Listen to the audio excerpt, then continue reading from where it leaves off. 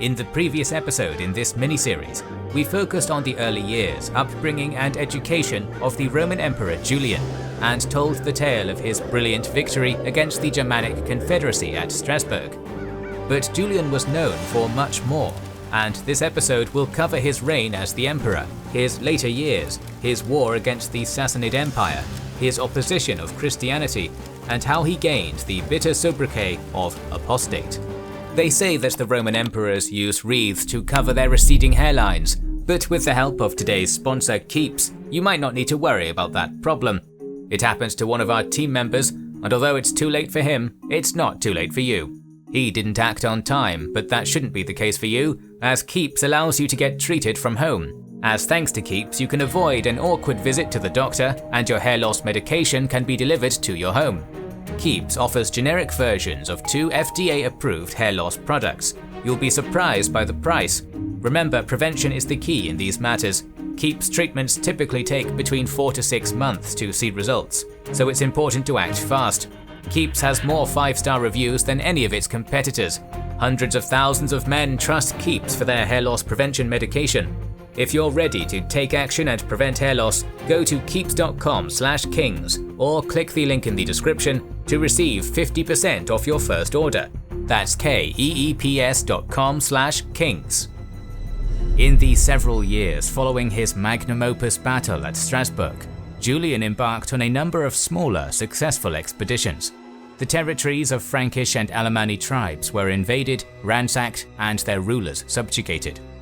Long destroyed forts were reconstructed, Gaul's civic life was regenerated, and the tax regime was gentle.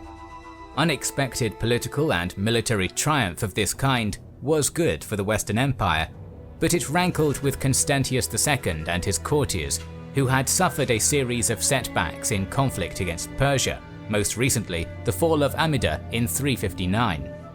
Therefore, the imperial court began hampering the Caesar, refusing to give Julian money to reward his victorious soldiers. Cold War of a sort began, with the two cousins publicly maintaining a friendly relationship. The facade of imperial cooperation finally came crashing down at the beginning of 360. Under external pressure from the Persians, Constantius requested a significant number of Julian's troops, including the brave Auxilia Palatina units which had done so much to win at Strasbourg. When angry troops who did not wish to leave their families beseeched their commander to intercede, Julian put up a suspiciously weak display of resistance before allowing the soldiers to raise him up on a shield and proclaim him Augustus of the Roman Empire. Despite this outright usurpation of the imperial purple, Constantius was powerless to act due to being occupied in the east. The Cold War between these two relatives continued even more tensely than before. At this time, and apparently prompted by nothing at all, the previously subdued Alemanni of a king known as Vadomarus resumed their attacks on Roman territory.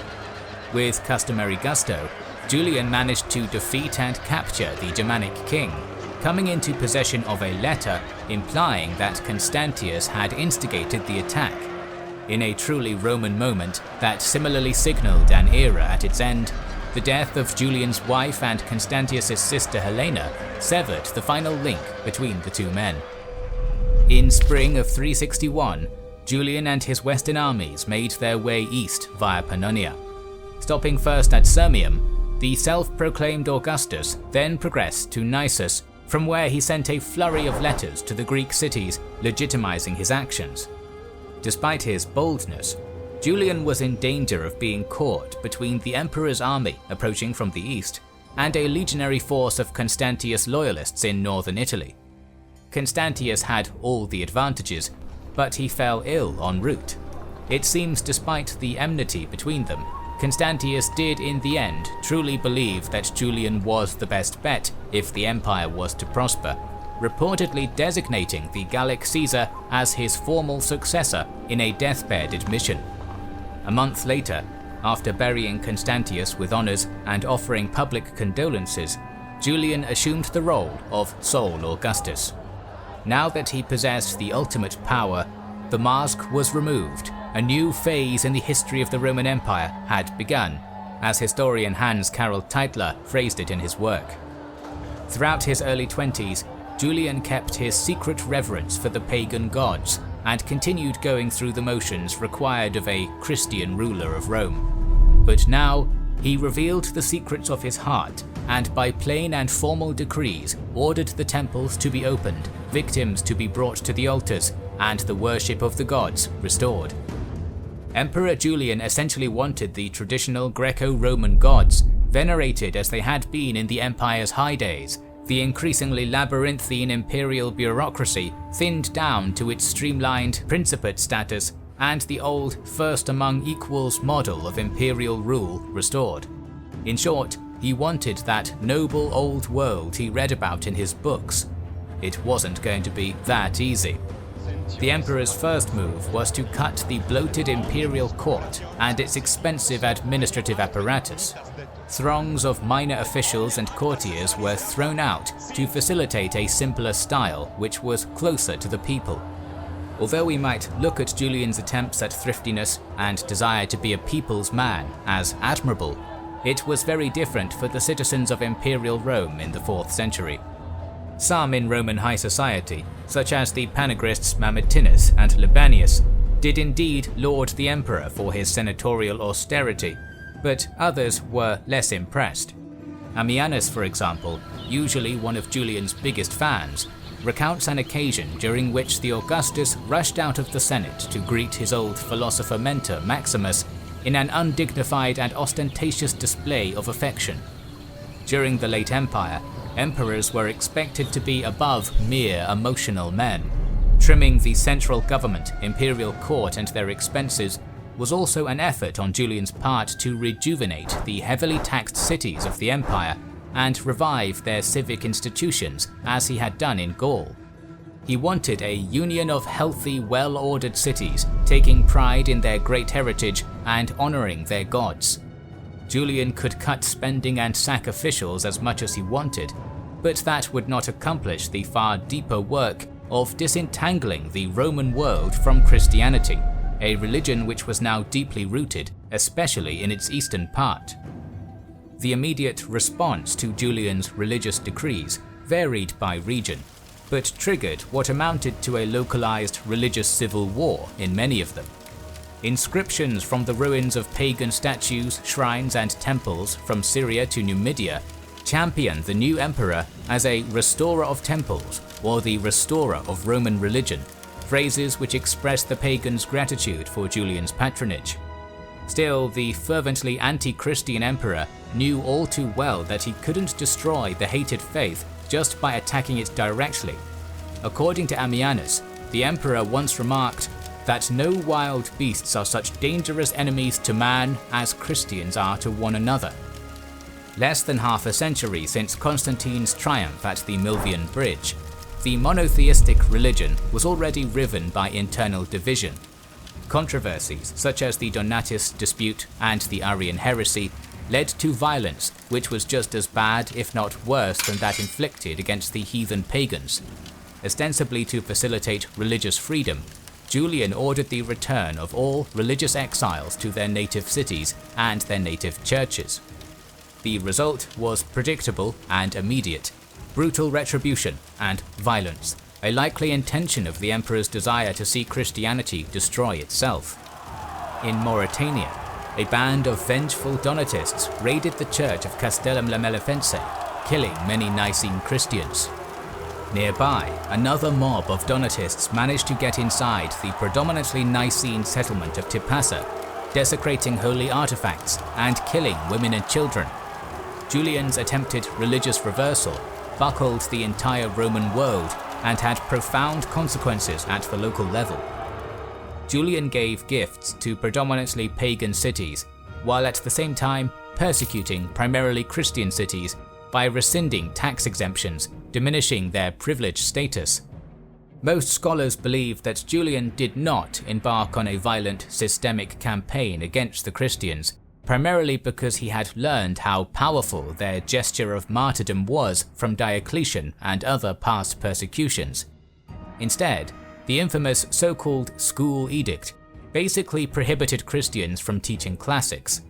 According to him, "When a man thinks one thing and teaches his pupils another, he fails, in my opinion, not only in his educational task, but is also a dishonest person." They should, in Julian's opinion, stick to teaching about the Gospels of Matthew and Luke, rather than subverting classical teachings. This forced many Christian teachers to leave the schools, weakening their influence in society. In July 362, soon after the issuing of the school edict, Julian, now definitively derided as the Apostate, arrived in the great city of Antioch in preparation for a long-awaited expedition against the ever-present Sassanid Empire, and planning to emulate the great deeds of one of his heroes, Alexander the Great. Antioch was a hotbed of Christianity in the east, and although the citizens received the emperor warmly at first, a mutual distrust quickly fermented. Throughout the months of his stay in Syria, as the Roman military mustered for war, Julian repeatedly clashed with the population. His style of rule diminished the respect given to the Roman monarchy by the Antiochans, who expected imperial power to be an awesome spectacle. According to Ammianus, this affected the emperor, and after almost 8 months in Antioch, an irritated Julian departed the city for his Persian campaign, leaving a violent and capricious man in charge there, as he thought the greedy and rebellious Antiochians should be ruled by someone in their mold. In March 363, Julian directed the commis Sebastianus to join with the Armenian king Arshak II and attack the Sassanids from the north. Using this diversionary attack as cover, the Augustas advanced directly down the Euphrates River with 65,000 troops and 1,000 riverborne vessels, intent on capturing the Persian capital Ctesiphon for a 6th time in Roman history. The Persians weren't going to make Julian's life easy. After suffering the grueling approach to Ctesiphon, crisscrossed by canals, marshes, flooded expanses, and other waterways as it was, the Romans arrived outside the city and managed to win a brief engagement in the shadow of its walls, pushing the defenders inside. Observing the massive metropolis though, Julian and his commanders quickly came to the stark realization that Ctesiphon was all but impregnable and could resist until help arrived. After a few days of indecision, Julian burned his riverine fleet and bypassed the Sassanid capital entirely, pushing deeper into the hostile empire, territory which had heralded nothing but misfortune for Roman rulers in the past.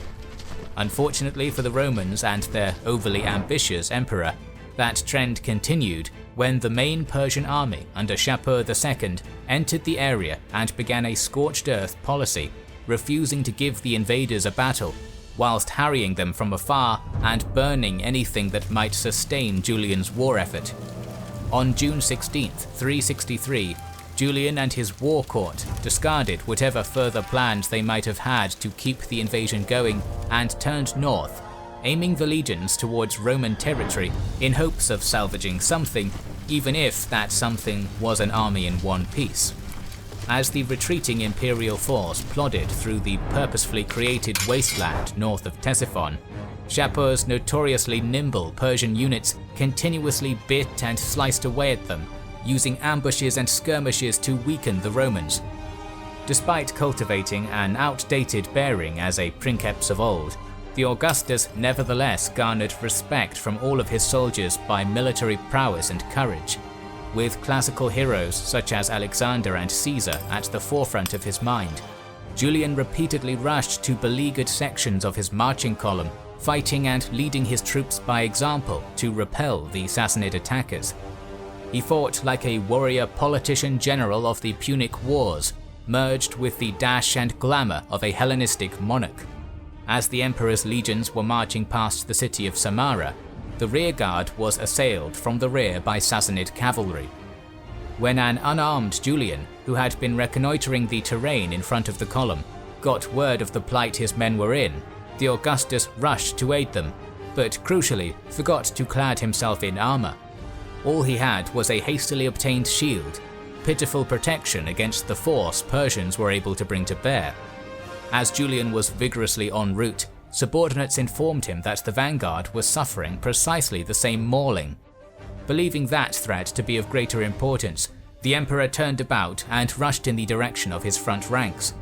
At precisely that moment, a division of Persian cataphractarii bowled straight into the Roman center ranks from the left, casting the thoroughly unprepared Julian into a struggle for survival. Amidst the confusing chaos of the fighting at Samarra, the unarmed emperor's Scalarii guard was scattered and their charge left alone and vulnerable. While fighting like a famous lion of the classical past in the very center of his troops, Julian was suddenly speared through the ribs, some say by a Sassanid cavalryman, but others whisper that the perpetrator was a Roman Christian, taking revenge on the reviled apostate for his sins against the righteous. Upon being borne back to camp for medical treatment, contemporary sources report how Julian spoke to his closest companions on philosophical matters. However, a 5th century theologian called Theodoret records the pagan emperor's words in an apocryphal manner, which, despite their probable falseness, illustrate the divide Julian caused. He is supposed to have said, "You have won, Galilean," before dying from his wounds on June 27, 363. Only a few short days or even hours later, news of Augustus's death reached the wider empire. In nearby Carrhae, the messenger who brought the news was stoned by angry inhabitants, but in Julian's hated Antioch, Christians supposedly danced in the churches and within the shrines of martyrs. Everything the emperor worked for fell apart upon his death, including his civic and religious reforms, as well as his defense of Gaul. The question of what path the Roman Empire would have taken had Julian lived beyond 363 is by necessity one of intense speculation. Would he have eventually restored the old religion, culture, and nature of the Roman world? Or would Christianity have prevailed anyway? It is impossible to answer these questions, but a fervent enemy of Julian, Bishop Athanasius of Alexandria, was clearly threatened by Julian's attempt at reform. Although the Christian leader described the apostate as a fleeting cloud who couldn't do anything to stop the rightness of God's faithful, he also says this: "The apostate's embers, although we have come safely through the flames, continue to scorch us still to this very day." Our videos on Roman history will continue, so make sure you are subscribed and have pressed the bell button. Please consider liking, commenting, and sharing, it helps immensely.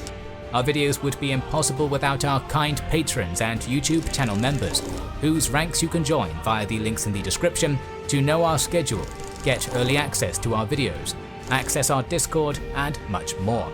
This is the Kings and Generals channel, and we will catch you on the next one.